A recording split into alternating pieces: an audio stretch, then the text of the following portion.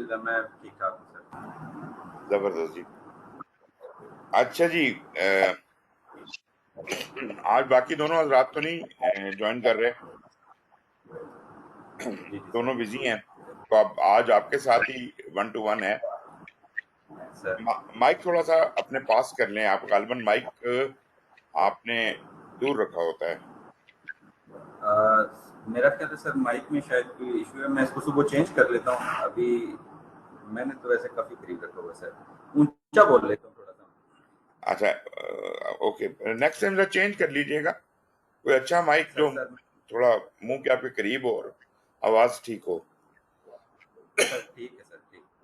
اچھا جناب, ایسا ہے کہ آج کا جو سیشن ہے یہ ہے جو پہلے 2 لیکچرز تھے, آپ نے تو سن لیے ہوں گے, آپ تو کافی آگے تک سن چکے ہیں. پہلے جو سر 2 میں لیکچرز تھے جن کے اندر بنیادی طور پہ جو کورس کے بارے میں بات تھی, جو کہ ویبینار میں بھی آپ نے سنی تھی, وہ ہے پی ایم بی او کے کا پہلا, دوسرا اور تیسرا چیپٹر. اس میں بریفلی کور کیا گیا ہے. آپ نے سن لیا ہے؟ جی سر میں نے سن لی ہیں کلاسز, ساری اوکے سن لی. اوکے. اچھا, اب ایسا ہے کہ اس مٹیریل میں بہت امپورٹنٹ چیزیں موجود ہیں, اور میں ایکسپیکٹ کروں گا کہ کوئی نہ کوئی بات تو ایسی ضرور ہوگی جو آپ کو سمجھ نہیں آئی ہوگی. تو وہ کوئی چیز ہے تو بتائیے مجھے. جی سر, میں نے اصل میں چیپٹر وائز تو مارک نہیں کرتا جا رہا تھا, سارا اکٹھا ہی تھا, لیکن ابھی میں وہ گو تھرو ہو رہا تھا, اس میں سے تو کچھ چیزیں ہیں آپ سے ساتھ ساتھ پوچھتا رہتا شروع ہوں. کے پورشن میں اگر کوئی جو کانسیپٹس ہیں, میں آپ کو بتا دیتا ہوں کیا کیا باتیں یہاں پہ ڈسکس ہوئی ہیں. پہلا جو چیپٹر ہے پی ایم بی او کے کا, اس میں یہ ٹاپکس ہیں. پرپس آف دی گائیڈ ہے, سٹینڈرڈ کیا ہوتا ہے, کامن ویکیبلری کیوں رکھی جاتی ہے, کوڈ آف ایتھکس کے بارے میں تھوڑی سی بات ہے. اس کے بعد آ جاتا ہے پروجیکٹس, پروجیکٹ کیا ہے, اس کی پروجیکٹ مینجمنٹ کی امپورٹنس, اور سب سے امپورٹنٹ پروجیکٹ, پروگرام اور پورٹ فولیو اور آپریشن کا آپس میں کیا تعلق بنتا ہے. This is extremely important to understand. Sir اسی میں سے میرا ایک وہ کیوری بھی تھی سر. جی جی سر آپریشنز کے متعلق جو ہے اس میں پی ایم بی او کو میں زیادہ ڈسکس نہیں کیا ہوا, جی اور صرف ایک ڈائیگرام میں تھوڑا سا اس کا وہ مجھے کانسیپٹ واضح ہوتا ہے. اس میں آپریشنز جو آؤٹ پٹ نکال رہا ہے ویلیو پرفارمنس انالیسز, وہ اسٹریٹجی کو دے رہا ہے ویلیو پرفارمنس انالیسز, جی بالکل. جبکہ وہ ہائرارکی میں جو ہے وہ پورٹ فولیو کے نیچے آ رہا ہے, اور وہ آؤٹ پٹ جو ہے وہ اسٹریٹجی کو دے رہا ہے پورٹ فولیو کے نیچے. اوکے اوکے, یہ اس بات کو سمجھنے کے لیے آپ یہ دیکھیے کہ ہمارا آپریشن سے کیا تعلق ہے. Operation project, program, portfolio سے بڑی چیز ہے. آپریشنز کا تعلق پروجیکٹ سے نہیں ہے خاص طور پر, یا پروگرام یا پورٹ فولیو سے نہیں ہے. آپریشن ہے آرگنائزیشن کی آپریشن. تو وہ لگا بندہ نظام جس کے تحت آپ کی آرگنائزیشن چلتی ہے, وہ جو ایس او پیز بنی ہوئی ہیں, اسٹینڈرڈ آپریٹنگ پروسیجرز, آپ نے پروسیسز بنائی ہوئی ہیں, اور ایک ریپیٹیٹیولی آپ کی آرگنائزیشن کوئی فنکشن پرفارم کرتی ہے. وہ جو اس کے ڈے ٹو ڈے ورکنگ ہے آرگنائزیشن کی, وہ آپریشنز ہیں. لیکن پروجیکٹس کی کہاں پھر گنجائش پیدا ہوتی ہے, یا پروگرام کی یا پورٹ فولیو کی؟ بنیادی طور پہ جب ہم نے ایک پروسیجرز بنا لیے ہیں, سوپیز بنا لی, کیا خیال ہے آپ کا, کیا یہ پروسیجرز تا زندگی کے لیے کافی ہیں؟ کیا ان میں کبھی کوئی تبدیلی نہیں آنی چاہیے؟ کیا کہتے ہیں آپ؟ نہیں سر, آنی چاہیے تبدیلی وقت کے ساتھ ساتھ. آنی چاہیے. تو کب آنی چاہیے, کیوں آنی چاہیے؟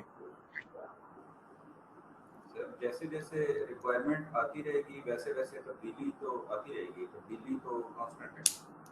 دیکھیں سر, بات یہ ہے, آپ کی کمپنی ہے کوکا کولا کی بوتلیں پیک کرتی ہے, وہ بوتلیں ہی پیک کرنی ہیں اس نے. ایک دفعہ آپ نے پروسیجرز بنا دیے کہ بوتلیں ایسے پیک ہوں گی, یہ حساب کتاب ہوگا, یہ طریقہ کار ہوگا, مشینیں لگا دیں, بندوں کو سمجھا دیا, ایس او پیز بنا دیں, اب کام چلتا رہے گا ساری زندگی. کیا مسئلہ ہے؟ اب پتہ چلے گورنمنٹ نے پلاسٹک کی بوتلوں پہ بین لگا دیا, اب ہم اس کے کین بنا سکتے ہیں صرف, تو پھر مجھے ظاہر بات ہے چینج آ گیا, اب مجھے کچھ نیا کرنا پڑے گا.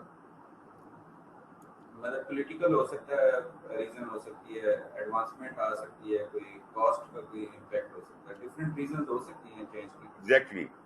اس کا مطلب یہ ہے کہ ایک لگے بندے ایس او پی کے تحت کوئی بھی آرگنائزیشن ہمیشہ نہیں چل سکتی.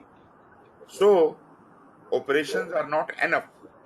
Operations have to be updated according to the requirements being generated from inside the organization or outside the organization. So this is environmental. Organization کی جو environments ہیں ان سے کئی اثرات قبول کرنے پڑیں گے, جس کے نتیجے میں operations کو بہتر بنانے کی ضرورت پڑ سکتی ہے, نئے operations انٹروڈیوس کرنے کی, ٹیکنالوجی ایڈوانسمنٹ کے حساب سے, یا کسٹمر یا جو آپ کے لوگ اسٹیک ہولڈر جو اسپانسرز ہیں وہ چاہتے ہیں کہ ہم آپریشن بدلیں. اس کا مطلب ہے آپریشن تو ایس او پی کے تحت ہی ہوگا, لیکن اندرونی اور بیرونی وجوہات سے آپریشن میں تبدیلی لائی جا سکتی ہے. اب سوال یہ پیدا ہوتا ہے, یہ تبدیلی لائی کیسے جائے؟ کیا آپ چلتے ہوئے آپریشن کو بدل سکتے ہیں؟ ایک ایس او پی بنی ہوئی ہے, آپ اس ایس او پی کو فالو بھی کریں اور اس کو بدلتے بھی جائیں, یہ کیسے ممکن ہے؟ کیا خیال ہے آپ کا؟ فالو بھی, مطلب ایس او پی کو فالو بھی کریں اور اس کو بدلتے بھی جائیں, جی, کیا یہ ممکن ہے؟ میرا خیال ہے ممکن ہے. دیکھیں, یہ ایسے ہی ہے کہ جس قانون کے تحت آپ پہ مقدمہ چل رہا ہے, آپ اسی قانون کو کی ترمیم لے کے آ رہے ہیں. جی جی. اس کا مطلب یہ ہوا کہ اگر قانون غلط ہے یا کیا کہتے ہیں کہ پرانا ہو گیا ہے اور اب اسے بدلنے کی ضرورت ہے, تو آپ نیا قانون لائیں گے. اس کے لیے اگر اسی قانون کے ماتحت رہ کے کام کیا جائے تو ناممکن ہو جائے گا. اس لیے ایس او پی سے باہر نکل کر کچھ لوگ یہ بیڑا اٹھاتے ہیں کہ ہم اس تبدیلی کا سہرا اپنے سر رکھیں گے اور کوئی طریقہ ایسا ایجاد کریں گے جس سے اس مسئلے کا حل نکالا جا سکے. یہ ہے تبدیلی کی وجہ. آپریشنز میں, فنکشننگ میں کوئی تبدیلی کرنی ہے, اس کو کرنے کے لیے آپریشنز یہ کام نہیں کر سکتا. اس کے لیے مجھے اسپیشلائزڈ ورک فورس چاہیے جو اس انہونی کو کرنے کی کوشش کرے. اس کا مطلب ہے جو میں کرنا چاہ رہا ہوں اس کے بارے میں مجھے شور نہیں ہے. مجھے پروجیکٹ مینیجر تو بنا دیا گیا, لیکن I don't know how to do it because nobody has ever done it before. This is a new challenge and مجھے اس چیلنج کو بھگتنے کے لیے سلیکٹ کیا گیا ہے. I am the project manager. So projects ان تبدیلیوں کو ریئلائز کرنے کا ایک طریقہ ہے, اور جو پروجیکٹ مینیجر ہے وہ ہمیشہ ایک چیلنجنگ سچویشن میں ہوتا ہے اور کچھ نیا کرنے کو اسے دیا جاتا ہے. اور نتیجے سر میں مجھے اس جی جی سر سوری آپ بات کاٹ رہا ہوں, مجھے اس سے یہ بات سمجھ آ رہی ہے کہ میں پہلے یہ سمجھ رہا تھا کہ پروجیکٹ اور پروگرام جو ہے وہ ٹیمپرری ہے اور پورٹ فولیو پرماننٹ ہے, تو لہذا جو ویلیو ریئلائزیشن آپریشن سے ہونی ہے وہ پورٹ فولیو کو ہونی چاہیے. اب میں یہ سمجھ رہا ہوں کہ پورٹ فولیو بھی جو ہے وہ ٹیمپرری ہے. پورٹ فولیو ہاں ایک طرح سے دیکھا جائے تو ٹیمپریری ہے, کیونکہ تبدیلیوں کا نظام سنبھالنے کا جو اڈا ہے وہ پورٹ فولیو ہے. مگر سوال یہ پیدا ہوتا ہے, پورٹ فولیو ایسا بھی ہو سکتا ہے کبھی غیر فعال ہو جائے, کیا تبدیلیاں آنی بند ہو جائیں گی آرگنائزیشن میں؟ چونکہ آرگنائزیشن میں تبدیلیاں آنی کبھی بند نہیں ہو سکتی اور ہمیشہ کوئی نہ کوئی پروجیکٹ یا پروگرام چلتے رہیں گے, اور ان کو سنبھالنے کے لیے پورٹ فولیوز کی ضرورت پڑے گی. تو پروجیکٹ اور پروگرام تو آنے جانے ہیں, آتے رہیں گے, جاتے رہیں گے, ختم ہو جائیں گے, شروع ہو جائیں گے, لیکن portfolio is going to stay there. تو this is not very temporary. ہاں, اگر آپ یہ کہہ دیتے ہیں کہ آج کے بعد کوئی پروجیکٹ یا پروگرام نہیں کیا جائے گا اس آرگنائزیشن میں, تو پورٹ فولیو کی ضرورت خود ہی ختم ہو جاتی ہے, لیکن ایسا تو ہو نہیں سکتا. تو جو میچور آرگنائزیشنز ہیں ان میں پرماننٹ رول پورٹ فولیو کا ہوتا ہے, اور جو بالکل اچھی آرگنائزیشن نہیں ہیں, جو پروجیکٹس کو بھی سمجھتی نہیں ہیں, پروگرام کو بھی نہیں سمجھتی, وہ پورٹ فولیو کو کیا سمجھیں گی؟ وہاں پہ آپ کو پورٹ فولیو نظر نہیں آتا. سر ٹھیک ہے, کوشچن ایڈریس ہو گیا سر. رائٹ. نیکسٹ سر کوشچن ہے میرا. جی جی سر یہاں پہ نا ایک جگہ پہ تھا different types of life cycle دیے ہوئے تھے اس میں. جی جی تو اس میں ان سب لائف سائیکلز کے درمیان میں نا ان کو سمجھنے کے لیے الگ الگ لائن ڈرا کر رہا تھا کہ کس میں کیا چیز ہو تو مجھے پتہ چلے گا یہ اڈاپٹیو ہے, یہ انکریمنٹل ہے. اوکے. تو میں چاہ رہا ہوں آپ سے کہ آپ مجھے آئٹریٹو اور اڈاپٹیو لائف سائیکل میں اگر کوئی لائن ڈرا کرنی ہو تو آپ کیا کریں؟ اچھا, یوں سمجھیے کہ پروجیکٹ کرنے کے لیے جو حالات آپ کے سامنے ہوں گے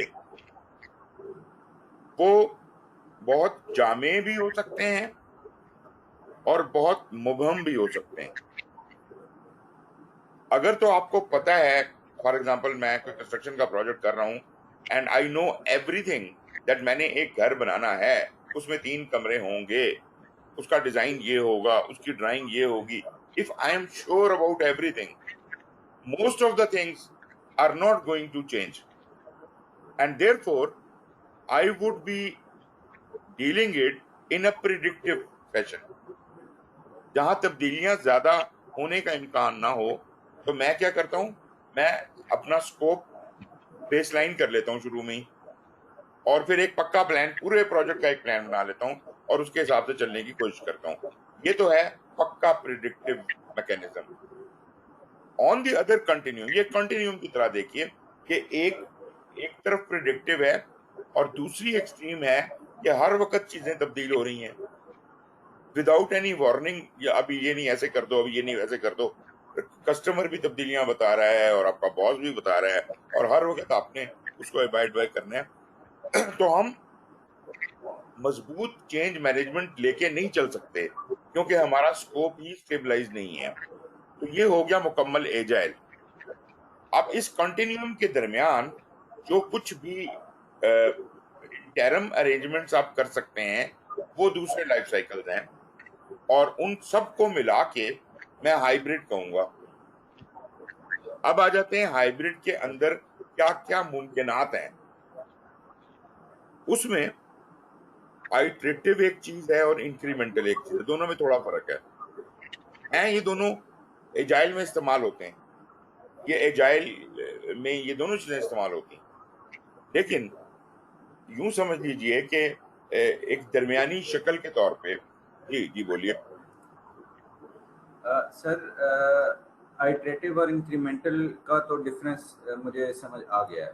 اوکے. یہ انکریمنٹل میں سنگل ڈلیوری ہے اور ٹائم فریم جو ہے وہ پری ڈیفائنڈ ہے, اور دوسرے میں جو ہے وہ سنگل ڈلیوری نہیں ہے, ملٹیپل ڈلیوریز میں آپ دے رہے ہیں. ہاں جی. اور آئٹریٹو میں کسی ایک ڈلیوری کے بعد ہی کوئی نہ کوئی شکل نکل آتی ہے پروجیکٹ نکلنی کی, چاہیے, ہاں جبکہ نکلنی چاہیے. نکلنی ہم نے چاہیے. انکریمنٹل لاسٹ پہ ہی نکلے گی اس کی جو بھی شکل نکلے ہاں گی. نہیں لاسٹ پہ نہیں. جو آئٹریٹو ہے, سوری انکریمنٹل ہے, سوری آئٹریٹو ہے. آئٹریٹو میں اپنے پورے پروجیکٹ کو چھوٹے چھوٹے چھوٹے چھوٹے چھوٹے چھوٹے ٹکڑوں میں بانٹ لیتا ہوں, بہت چھوٹے چھوٹے ٹکڑوں. ہر چھوٹا ٹکڑا جب مکمل ہوگا تو کچھ رزلٹ تو دے گا. اس کا مطلب ہے کہ اگر میں 1 ہفتے کا کام یا 2 ہفتے کا کام رکھتا ہوں, 2 ہفتے کے اندر میں کچھ ڈیلیور تو کروں گا نا. اور جب وہ چیز ڈیلیور ہو جائے گی تو پھر میں اگلا آئٹریشن پکڑ لوں گا اور iteration by iteration slow and steady wins the race I will complete the project. یہ ہے آئٹریٹو. آئٹریٹو اور اڈاپٹیو کا ڈفرنس بتانا ہے. ہاں جی, انکریمنٹل کو نکال دیتے ہیں سر. اچھا انکریمنٹل کو, خیر انکریمنٹل میں پہلے بتا دوں آپ کو.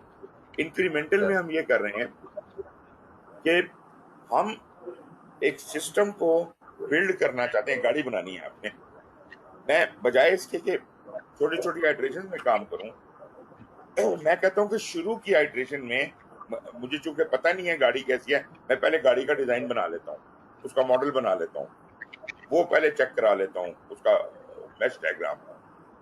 وہ جب ہو جائے گا تو پھر میں اگلی اس سے جو بڑا انکریمنٹ ہے, اس سے نیکسٹ لیول ہے, وہ کروں گا, پھر اس سے نیکسٹ لیول کروں گا, اور اس طرح بڑھتے بڑھتے بڑھتے بڑھے میری گاڑی بن جائے گی.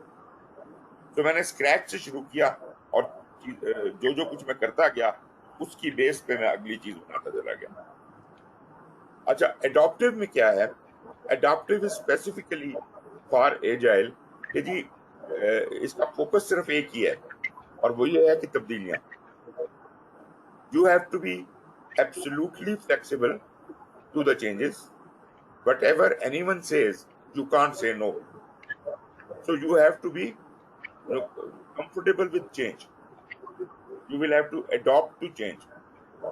اس کا مطلب یہ ہوا کہ میں نے کام شروع کر دیا ہے, ایک آئٹریشن مکمل ہو گئی ہے, لیکن آئندہ آنے والی کسی بھی آئٹریشن کے اندر کوئی بھی تبدیلی بتائی جا سکتی ہے, مجھے اس سے کوئی تکلیف نہیں ہونی چاہیے, کیونکہ میں جو آئٹریشن کر رہا ہوں اس میں تو کوئی تبدیلی نہیں کی ہے. آئندہ آنے والے کام میں ہے, وہ تو میں نے ابھی ڈیٹیل میں پلان ہی نہیں کیا. اس way I can be more adaptive.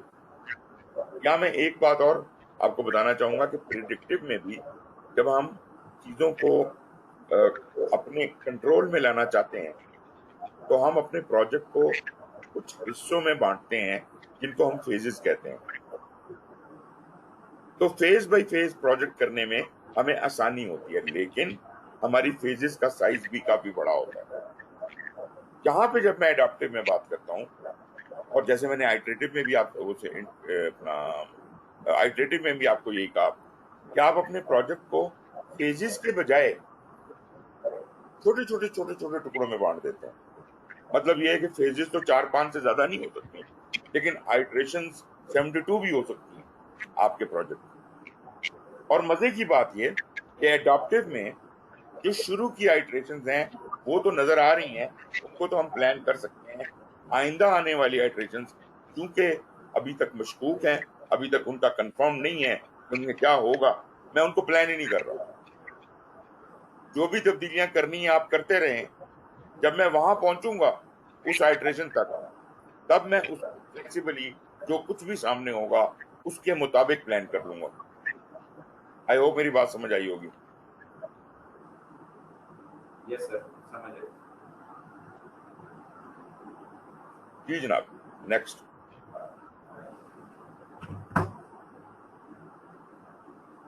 اچھا ایک چیز بتائیے, آپ کو پروجیکٹ اور پروگرام کے درمیان کیا فرق آپ کے ذہن میں ہے؟ سر پروگرام جو ہے سر, یہ ملتے جلتے پروجیکٹس یا پھر ایک ہی طرح کے نتائج پروڈیوس کرنے والے پروجیکٹس کا جو ہے وہ گروپ ہے بیسیکلی. ٹھیک ہے, جو پروجیکٹس کو مانیٹر کر رہا ہوتا ہے, اور اس کے اپر لیول کے جو اسٹیک وہ ہیں, کیا نام ہے, رسکس ہیں, وہ ایبزارب کر رہا ہوتا ہے, یو کین سے, اور ان کو مینیج کر رہا ہوتا ہے. جو پروجیکٹ سے باہر کی چیزیں ہیں جو وہ ڈیل نہیں کر سکتا, وہ پروگرام کی کیپیسٹی فال کرتی ہیں. ریسورسز بھی شیئر کر سکتا ہے پروجیکٹ کے ساتھ, اور کافی ساری چیزیں کر سکتا ہے, آؤٹ کم پیدا کرتا ہے, جبکہ پروجیکٹ جو ہے آؤٹ پٹ پیدا کرتا ہے.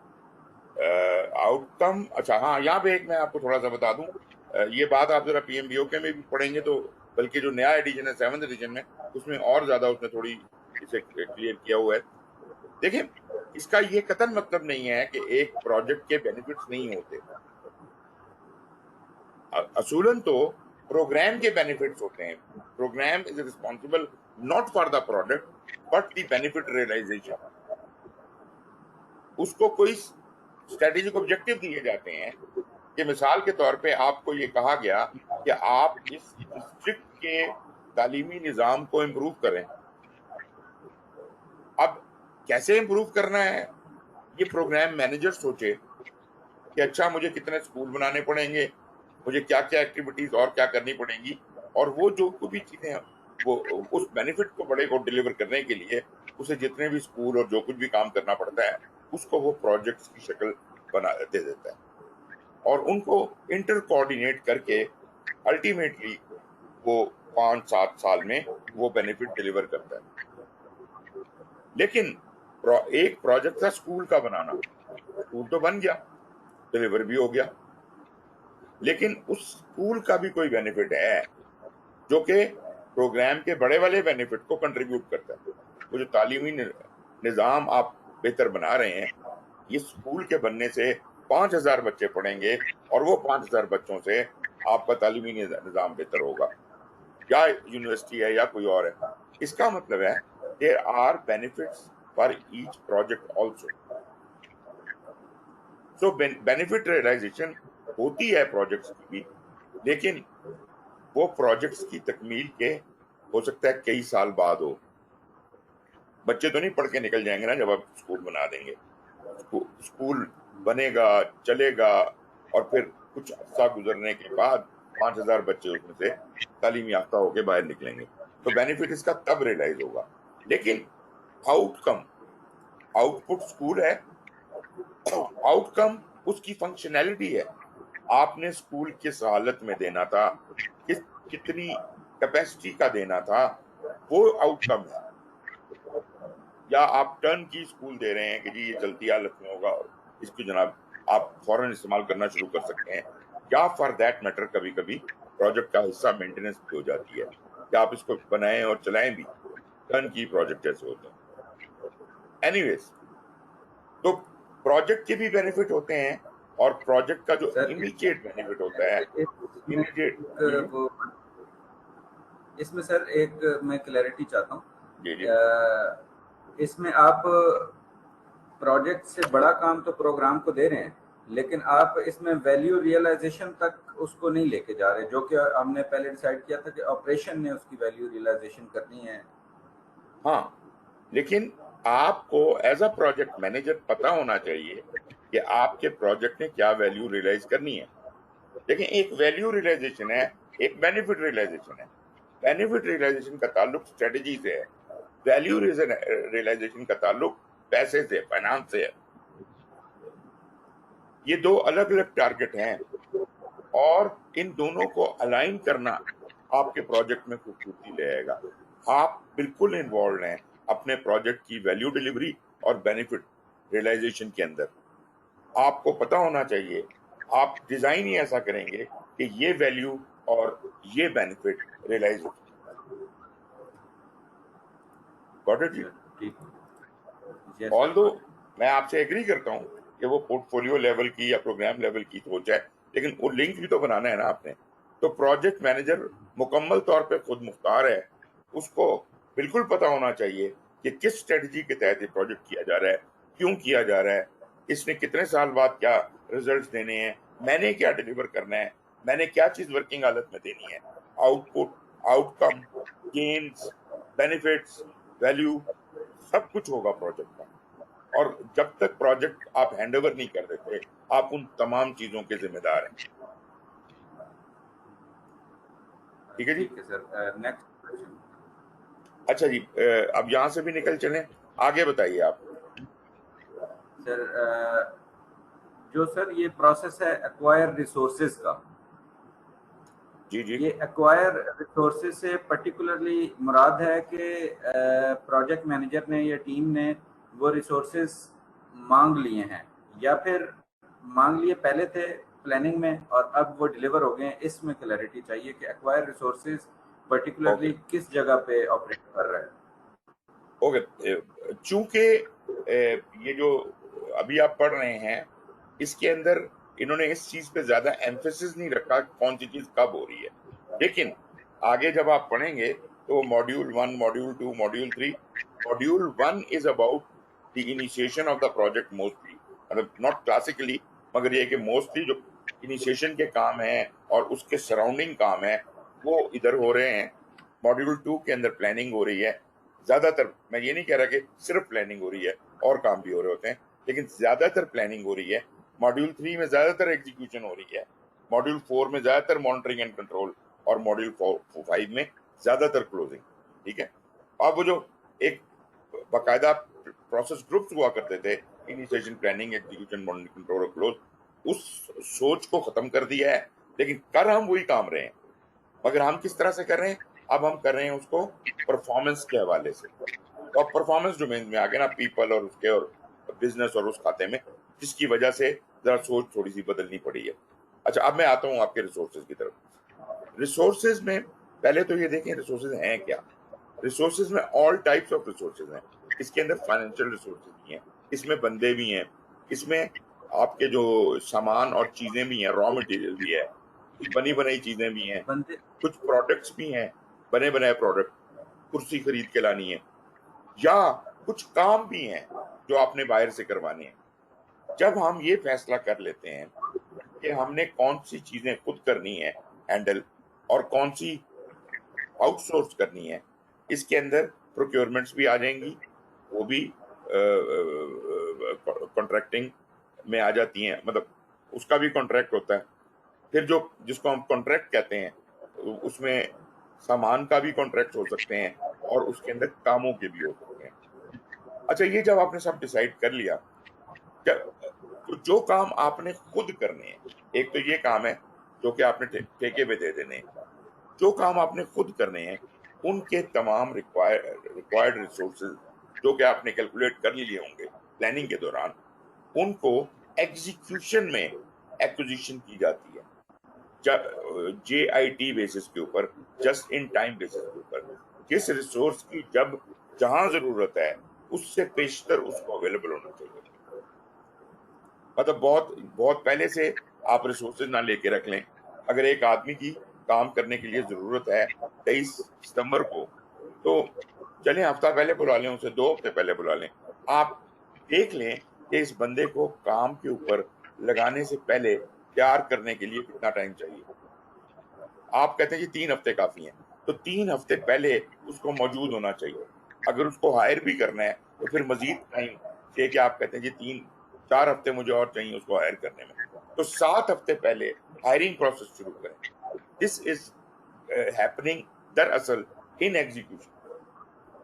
جب اس بندے کو اس کام پہ لگانے کی ضرورت تھی، 6 مہینے میں ضرورت تھی اس کی، تو میں اس سے 7 ہفتے پہلے ایگزیکیوشن ہی کے دوران، اس کام کے شروع ہونے سے 7 ہفتے پہلے میں ایکوائر کرنا شروع کر دوں گا ریسورس.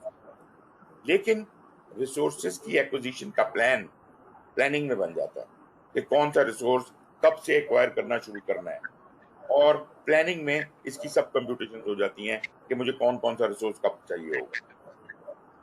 یہ ہے جی ایکوائر ریسورس. ٹھیک ہے. اگر مجھے کوئی یہ کہتا ہے کہ I have already acquired the resources, تو I should take the meaning کہ اس کے پاس پہنچ چکے ہیں. لیکن اس نے پہلے سے کیوں ایکوائر کر کے رکھ لیے ہیں، یہ ایک بہت بڑا سوالیہ نشان ہے. یہ جسٹ ان ٹائم کے خلاف چلا جاتا ہے یہ مسئلہ، اور اس سے بہت نقصان ہوتا ہے پروجیکٹ.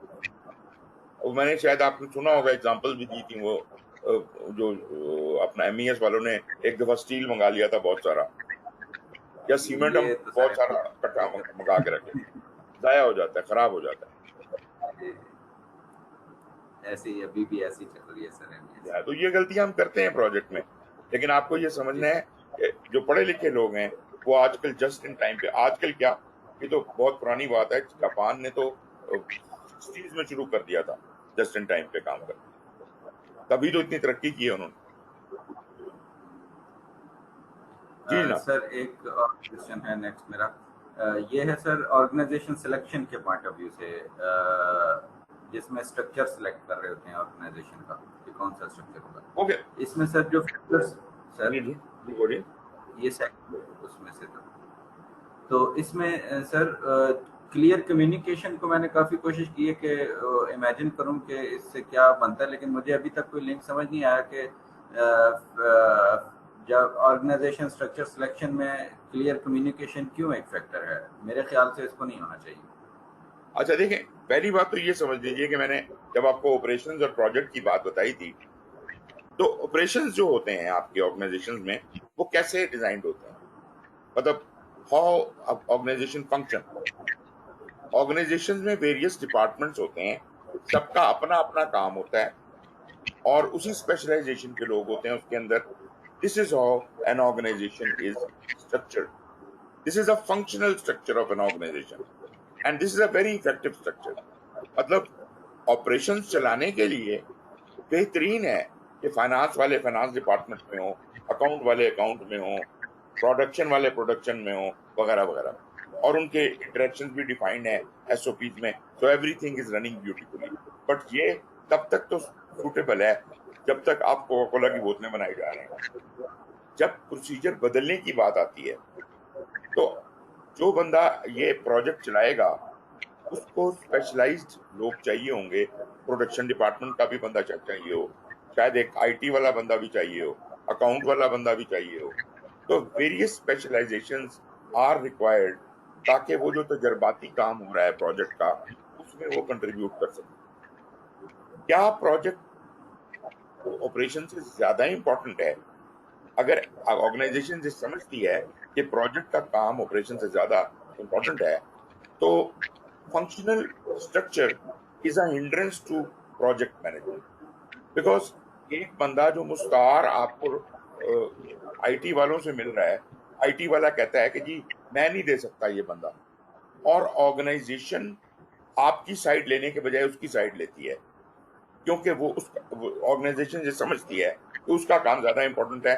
پروجیکٹ مینیجر تو ایسی پونگیاں مارتا رہتا ہے. اگر یہ صورتحال ہے تو فنکشنل آرگنائزیشن ہے. This is a functional structure جس کے اندر پروجیکٹ مینیجر کو کام نہیں کرنے کی آزادی، اس کی کلیئر لائن ہی نہیں ہے اپنے بندوں کے ساتھ. اس کو پتہ ہی نہیں ہے کون میرے کام کے لیے آئے گا اور وہ میری بات مانے گا، سنے گا، میرے ساتھ کام کرے گا یا نہیں کرے گا، اور کب اسے واپس بلا لیا جائے گا. یہ ہے جی missing link of clear communication. So project sir manager would desire کہ جو سٹاف اس کے پاس آتا ہے کام کرنے، ایک تو پروجیکٹ کو آپریشن سے زیادہ اہمیت دی جائے اور پرائورٹی دی جائے اس کو پروجیکٹ کے اوپر، آپریشن کے اوپر، اور جو لوگ ہوں وہ ڈیڈیکیٹڈلی اس کو اویلیبل ہوں جب تک وہ چاہے ان سے کام کروا لے. تبھی پروجیکٹ ممکن ہو سکے گا، ادروائز نہیں ہو سکے. اب یہ دو سینیریو ہمارے سامنے آ گئے. ایک سینیریو ہے جو کہ پیورلی فنکشنل اسٹرکچر ہے جس کے اندر ساری طاقت فنکشنل مینیجرز کے پاس ہے اور پروجیکٹ مینیجر جو ہے وہ بیچارہ بس ایسے بیٹھا ہوا ہے، اس کو کوئی کچھ دے دے گا تو وہ کر لے گا. اس کا رول مینجمنٹ کا ہے ہی نہیں، یہ کوآرڈینیشن کا رول ہے. آن دی ادر ہینڈ اگر پروجیکٹ مینیجر کے پاس ساری طاقت ہوتی تو وہ جناب ڈائریکٹلی سی ای او کو جواب دہ ہوتا، اس کا اپنا چھوٹا سا پروجیکٹ ہی ایک ڈپارٹمنٹ ہوتا اور وہ سارے لوگ ڈیڈیکیٹڈلی اویلیبل ہوتے. اور اگر وہ سارے لوگ ڈیڈیکیٹڈلی اویلیبل ہوتے تو پروجیکٹ مینجمنٹ کو بڑے مزے سے بہترین طریقے سے کام کرا سکتا. لیکن یہاں مسئلہ یہ ہے پھر فنکشن کون چلا رہا ہوگا؟ اگر if every body is running projects, اگر وہی ڈپارٹمنٹ بن گئے ہیں پروجیکٹس، تو فنکشن کون چلا رہا ہوگا؟ اس کا مطلب ہے کہ ان آئسولیشن نہ تو فنکشنل آرگنائزیشن ایگزسٹ کر سکتی ہے نہ پروجیکٹائزڈ یا project based organisation. There has to be a kind of a hybrid in between. ان دونوں کے درمیان میں بھی کوئی مطلب درمیانہ راستہ ہوگا، اس کو ہم کہتے ہیں کمپوزٹ آرگنائزیشن اسٹرکچر. اس کے علاوہ ایک درمیانی راستہ بھی ہے اور وہ یہ راستہ ہے کہ کوئی ایسا نظام بنایا جائے کہ جس میں پروجیکٹ بھی چلتے رہیں اور فنکشن بھی چلتے رہیں.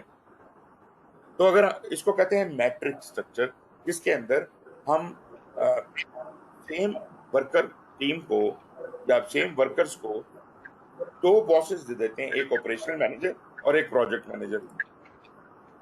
وہ پروجیکٹ مینیجر کو بھی ٹائم دیتا ہے اور آپریشنل مینیجر کو بھی ٹائم دیتا ہے.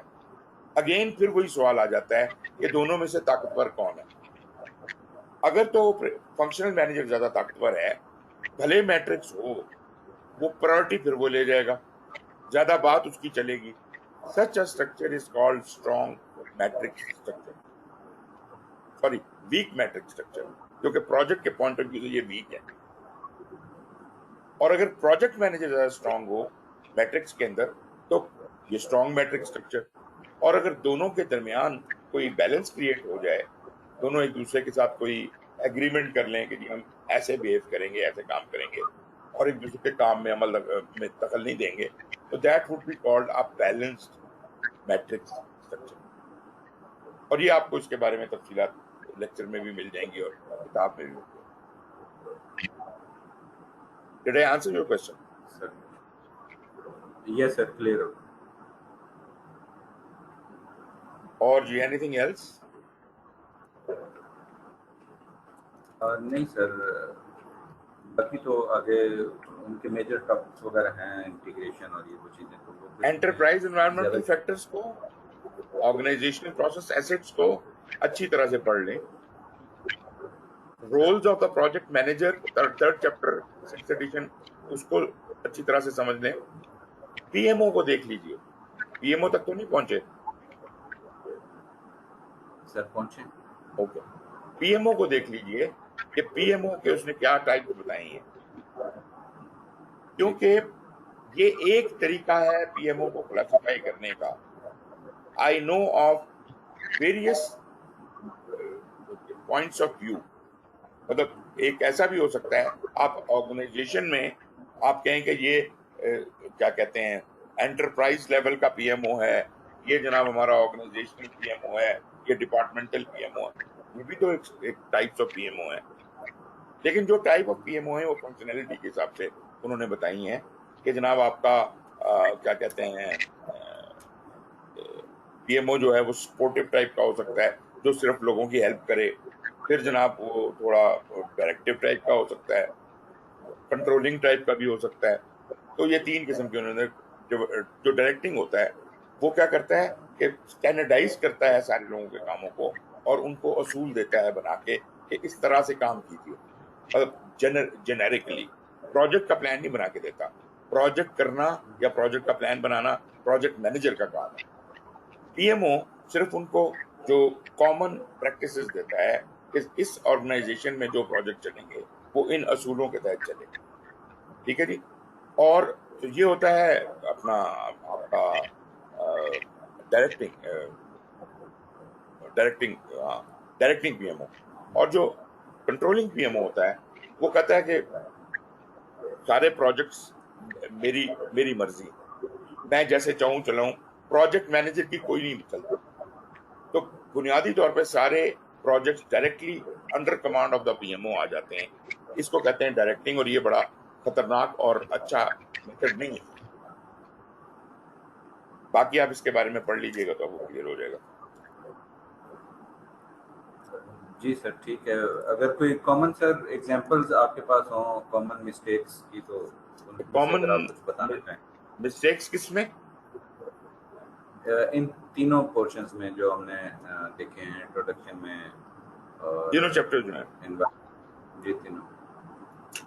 دیکھیں سر بات یہ ہے کہ یہ ہیں بنیادی, اس کا میں کہتا ہوں بیسکس اینڈ کانسیپٹس ہیں.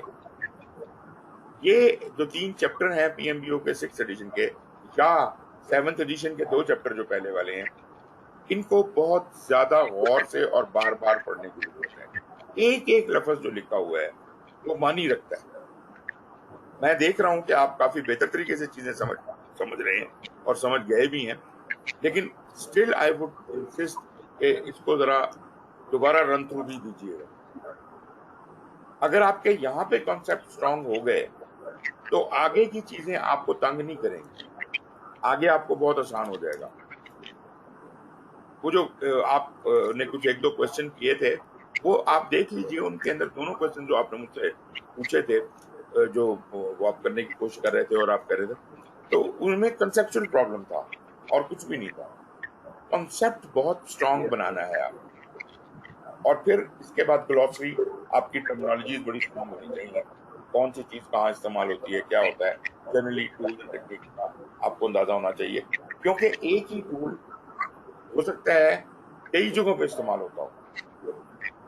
مثال کے طور پہ کاسٹ بینیفٹ انالیسس ہے. اب یہ جناب پروجیکٹ کی جب پرسپشن ہو رہی ہوتی ہے, جب آپ اس کی بزنس کیس بنا رہے ہیں تب بھی کاسٹ بینیفٹ انالیسس ہوتا ہے, جب فیزیبلٹی ہوتی ہے تب بھی ہوتا ہے, प्रोजेक्ट के अंदर 10 जगहों के ऊपर जरूरत होती है जब हम कॉस्ट बेनिफिट एनालिसिस करते हैं, मुख्तलिफ पर्पजेस के लिए करते हैं, क्वालिटी के लिए भी करते हैं, कॉस्ट के लिए भी करते हैं, स्केड्यूल के अंदर भी होता है, कई जगहों पे हमें ये टूल इस्तेमाल करना पड़ता है।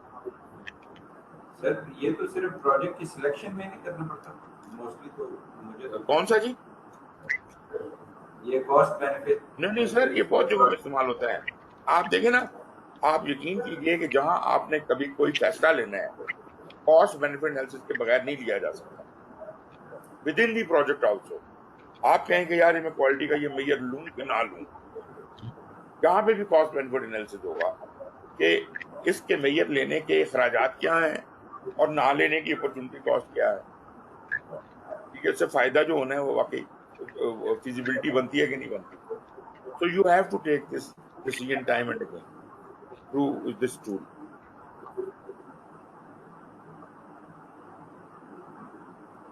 ठीक है। ओके जी, मैं बात कर रहा हूँ पहले 3 चैप्टर्स की। अगर आप समझते हैं कि अभी भी कोई कसर है या आपके पास मजीद कोई क्वेश्चन होंगे तो मैं आपको अगली क्लास में भी एंटरटेन करूंगा इसी के ऊपर क्वेश्चन। मगर अगर आप सेटिस्फाइड हैं, you can move ahead to जो आपका स्टूडेंट मैनुअल है, उसमें आप मॉड्यूल 1 शुरू कर सकते हैं। सर ठीक है सर, और इस मॉड्यूल के बाद मैं वो वाला वो सर दूंगा जो प्री असेसमेंट जैसा एक हाँ, फंडामेंटल्स आपको अगर आप सेटिस्फाइड हैं मैं आपको भी दे देता हूँ एग्जाम, और अगर आप नहीं हैं तो अगली क्लास का इंतजार करें। क्या कहते हैं आप, अभी करना है या अगली क्लास में दूं आपको? सर मुझे अभी दे दें, अगली में मैं उसको रिवाइज करूँ। ठीक है, मैं अभी थोड़ी देर में आपको एक्सेस दे दूंगा अभी क्लास खत्म होने के बाद, तो आप उसको शुरू कर दें, उसका पेपर को कर लीजिए और आप मॉड्यूल 1 पढ़ना शुरू करें। सर ठीक। मॉड्यूल 1 थोड़ा लंबा है क्योंकि यही बातें जो हम यहाँ कर रहे थे, प्लानिंग होगी तो उसमें इनिशिएशन की बहुत सी बातें हैं, प्लानिंग। मॉड्यूल 2 बहुत लंबा है, मॉड्यूल 2 में आपको तकरीबन ज़्यादा टाइम लगेगा। 1 इतना लंबा नहीं है, 1 तो निकल जाएगा।